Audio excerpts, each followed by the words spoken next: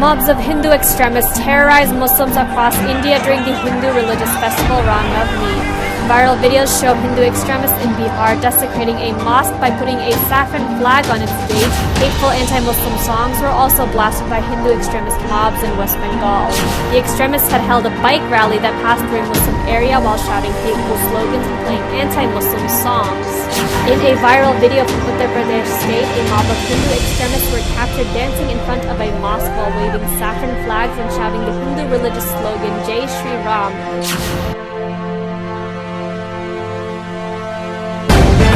The live TV, सच सबसे आगे। नमस्कार, मैं अनमोल प्रीतम और आप देख रहे हैं दी लाइव टीवी। पिछले 10 दिन से पूरे देश भर में चल रहे मुस्लिम विरोधी हिंसा की आग अब अंतर्राष्ट्रीय पटल पर भी पहुंच गई है। अंतर्राष्ट्रीय स्तर पर भी इस हिंसा के खिलाफ आवाज उठने लगी है, जिससे भारत के लोगों के लिए ये चिंता का विषय बन गया, क्योंकि अगर यह बात अंतर्राष्ट्रीय स्तर पर गई, ये मैसेज चला गया कि भारत में एक समुदाय का बाकी के समुदाय के लोग शोषण कर रहे हैं और सरकार ऐसे लोगों का साथ दे रही है, तो फिर भारत को बहुत ज़्यादा नुकसान होने वाला है। और ये नुकसान सिर्फ आर्थिक स्तर पर नहीं होगा, बल्कि भारत की छवि भी खराब होगी। और भारत के बीसियों लाख लोग जो तमाम मुस्लिम देशों में रहते हैं, मुस्लिम बहुल देशों में रहते हैं, जो वहाँ से कमाई करते हैं और वहाँ से कमा के पैसा इंडिया में भेजते हैं, उनके लिए भी खतरा हो जाएगा। और देश के दुनिया के विभिन्न इलाकों में जहाँ पर हिंदू अल्पसंख्यक हैं, जैसे कि बांग्लादेश, पाकिस्तान, अफगानिस्तान, इन सब जगहों पर उनके लिए खतरा मंडराने लगेगा, क्योंकि नफरत की आग एक बार शुरू हो गई तो फिर रुकने का नाम नहीं लेगी।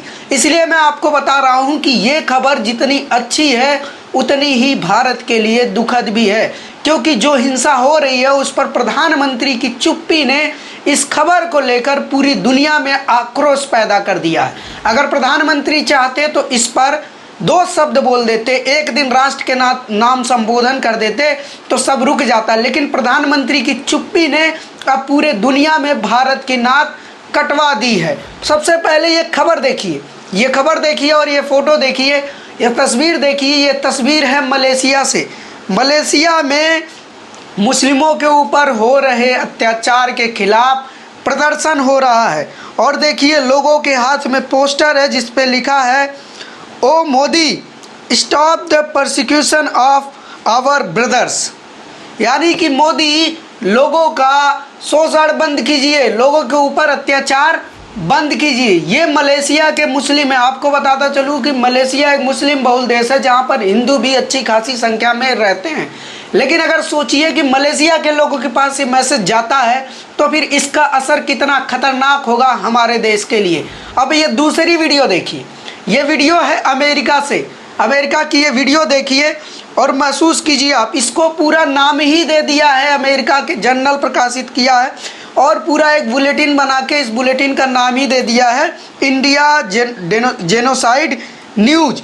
और ये वीडियो ऑफिशियल ट्विटर हैंडल पर शेयर हुआ है इंडियन अमेरिकन मुस्लिम काउंसिल के ज़रिए। यानी कि इंडिया के जो अमेरिका में मुसलमान रहते हैं और वहाँ पर NRI बनकर हैं या जिस भी तरीके से हैं, उन लोगों ने भी इस पर संज्ञान लिया और इस पर बाकायदा वीडियो बनाकर ट्विटर पर डाला है, जिससे पूरी दुनिया में हाहाकार मच गया है कि आखिर भारत में हो क्या रहा है।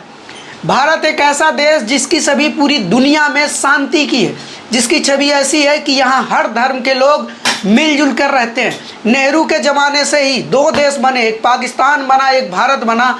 पाकिस्तान एक ऐसा देश बना जहाँ पर धार्मिक अल्पसंख्यकों को सताया गया, लेकिन हिंदुस्तान एक ऐसा देश बना जहाँ पर सबको बराबरी का मौका मिला। लेकिन प्रधानमंत्री मोदी के आने के बाद से लगातार जिस तरह की मुस्लिम विरोधी हिंसा हो रही है, उसके बाद से भारत की अंतर्राष्ट्रीय छवि खराब हो रही है। और ना सिर्फ छवि खराब हो रही है, बल्कि इसके आर्थिक नुकसान भी उठाने पड़ सकते हैं। एक तो कोरोना और लॉकडाउन, GST और नोटबंदी की वजह से भारत की अर्थव्यवस्था ऑलरेडी गर्त में जा रही है, किसी तरह संभल नहीं पा रही है। लेकिन फिर भी इस तरह की दहशतगर्द न्यूज से अंतर्राष्ट्रीय छवि जो भारत की खराब होगी, उससे बहुत बड़ा नुकसान भारत को होने वाला है। जो सब नुकसान होंगे उनमें से पहला नुकसान जो होगा वो है भारत के तमाम मुस्लिम देशों में रहने वाले हिंदुओं के ऊपर। 20 लाख से ज़्यादा लोग इस देश के अलग अलग मुस्लिम कंट्री में रहते हैं, चाहे वो कतर हो, चाहे सऊदी अरेबिया हो या फिर दुबई हो, मलेशिया हो, इंडोनेशिया हो, अलग अलग जगहों पर रहते हैं। अब आप सोचिए कि क्या असर होगा अगर वहाँ की जो मेजॉरिटी कम्युनिटी है, यानी कि मुसलमान, वहाँ के माइनॉरिटी कम्युनिटी, जो लोग यहाँ के इंडिया के जाके वहाँ बसे हुए हैं, वहाँ पर पैसा कमा रहे हैं, वहाँ का पैसा अपने घर भेज रहे हैं, इंडिया भेज रहे हैं, और उस पैसे से इंडिया की तरक्की हो रही है, उसका क्या असर होगा? वो लोग वहाँ से इन लोगों को मार के भगाने लगे तो क्या होगा? जैसा कि 1992 के दौरान हुआ था, जब बाबरी मस्जिद का विध्वंस हुआ था, तो सिर्फ इसकी प्रतिक्रिया सिर्फ इंडिया में नहीं हुई थी, बल्कि इसकी प्रतिक्रिया तमाम देशों में हुई थी, पाकिस्तान में भी हुई थी, और बांग्लादेश में बड़े स्तर पर हिंदू विरोधी दंगे हुए थे।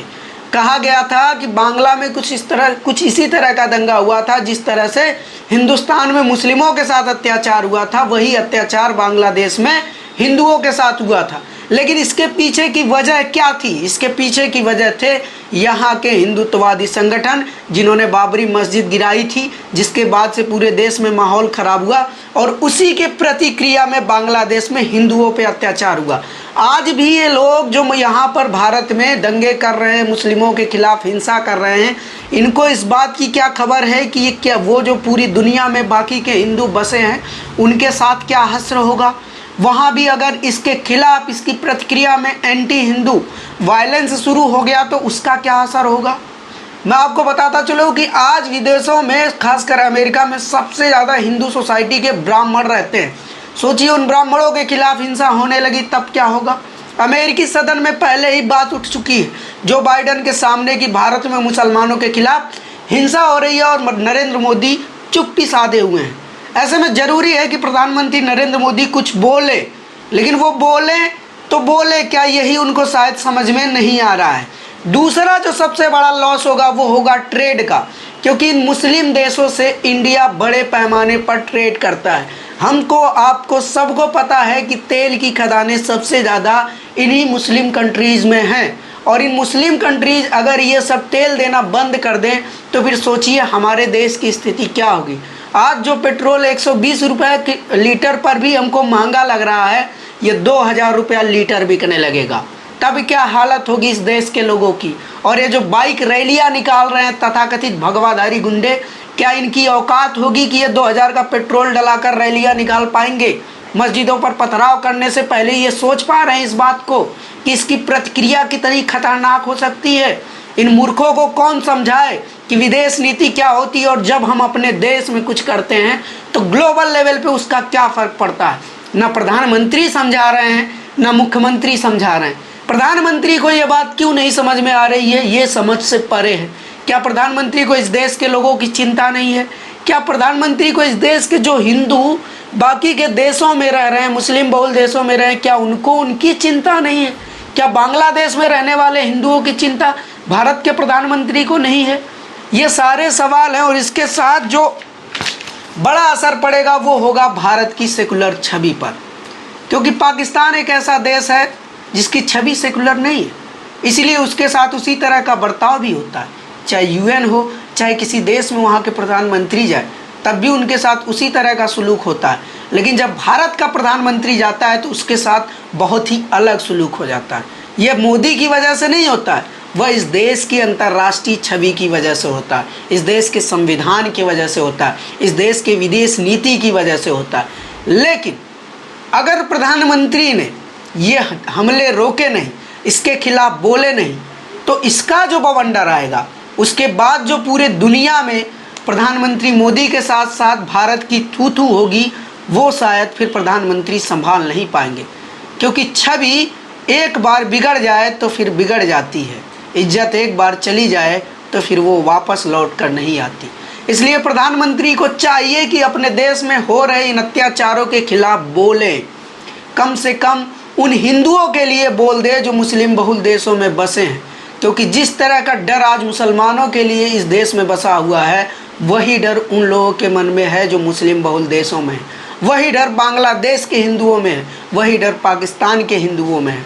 और अब तो पाकिस्तान का प्रधानमंत्री भी ऐसा व्यक्ति बन गया है जो सीधे हिंदुस्तान को ललकार रहा है।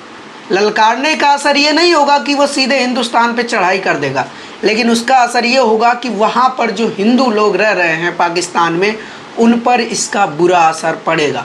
वहाँ के कट्टरपंथी हिंदुओं पर अटैक करेंगे। क्या आपको इस बात का अंदाज़ा है? क्या इन दंगाइयों को इस बात का अंदाज़ा है? ये सारे सवाल, ये सारी खबरें हम लगातार आपको दिखाते रहेंगे और हमारी कोशिश है कि जब तक प्रधानमंत्री खुद राष्ट्र के नाम संबोधन करके इन हिंसाओं को नहीं रोक देते, तब तक लगातार खबरें दिखाते रहें, लगातार आवाज़ उठाते रहें। तब तक के लिए बहुत सारी खबरों और अपडेट के लिए आप जुड़े रहिए हमारे साथ और देखते रहिए दी लाइव टीवी। शुक्रिया।